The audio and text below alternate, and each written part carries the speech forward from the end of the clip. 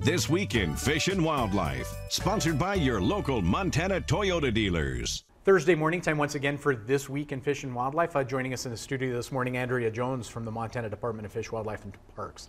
We're going to talk deer this morning. We have a couple of things to chat about with that. First off, situation happening over in Butte. Yeah, for our Butte audience, you know, these we have a few deer. They're called mine deer or pit deer.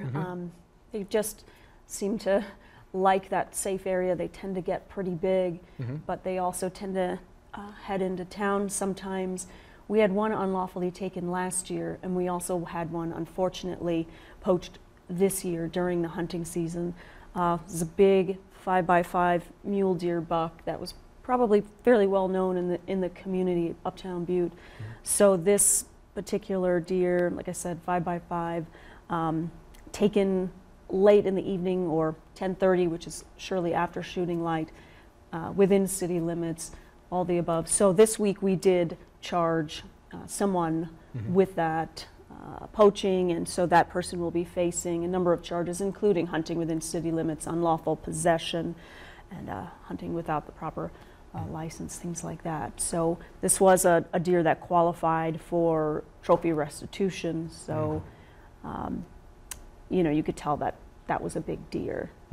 I think that's it's enticing to see that animal so close, right out there in that, but there are specific rules for that, obviously safety being a big part of it. There's a reason that deer was that big.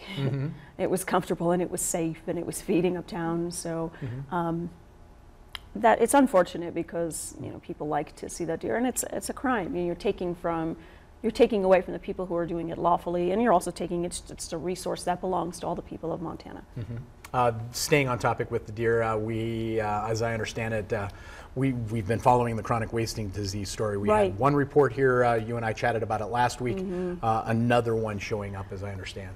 Right. It's in a similar area. It is within that same hunt district. Again, another mule deer, returning with a suspect sample, meaning that it hasn't been confirmed as positive, but as in the last case, we are treating it as a positive, because in these cases we feel like it's most likely it will come back positive. So again, this is the second case, and this one was just a bit south of Belfry.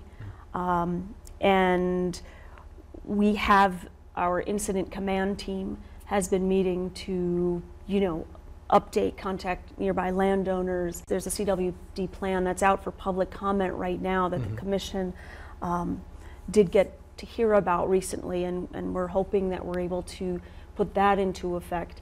That may instigate a special CWD hunt.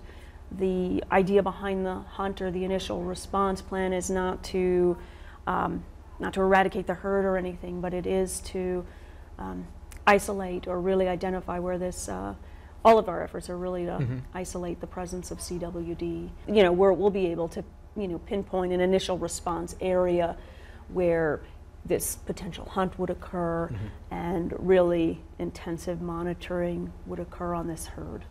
Again, a story we're going to continue to follow. Andrea Jones, thanks for joining us. This Week in Fish and Wildlife was brought to you by Toyota. Let's go places.